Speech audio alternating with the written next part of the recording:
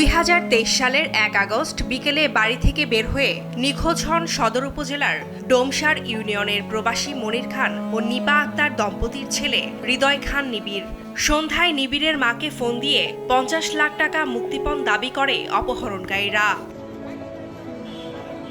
বিষয়টি পুলিশকে জানালে তথ্য প্রযুক্তির সহায়তায় সদর উপজেলার খিলগাঁও এলাকার শাকিল খান গাজী, পাবনার সিংড়া এলাকার সিয়াম হোসেন এবং খিলগাঁও এলাকার 16 বছর বয়সী এক কিশোরকে আটক করা হয়। তাদের দেয়া তথ্য মতে পরদিন বাড়ির অদূরে পরিত্যক্ত জমি থেকে নিবিড়ের মাটি চাপা মরদেহ উদ্ধার করা হয়।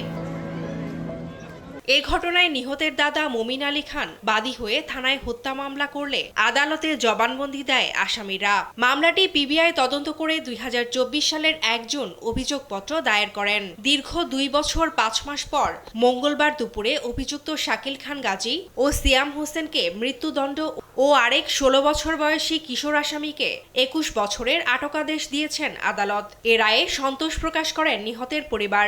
আমি সন্তুষ্ট, আলহামদুলিল্লাহ, আল্লাহর কাছে অনেক শুকরিয়া আদায় করি। আমি চাই ওগো ফাঁসি দিয়ে দ্রুত ফাঁসি ঘোষণা করা হোক।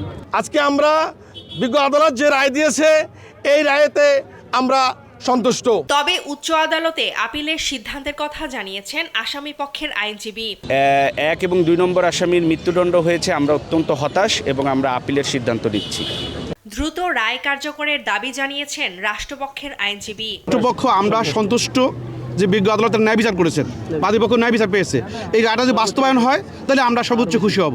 আমার প্রত্যাশা সমাজে আর এই রকম রায় হয়, এই রায়টা যদি কার্যকরী হয় তা কোনো আসামি, কোনো অপরাধী আর সামনে এরকম অপরাধ করবে না। দ্রুত রায় কার্যকর করা হলে সমাজ থেকে অপরাধ কমে আসবে বলছেন সংশ্লিষ্টরা।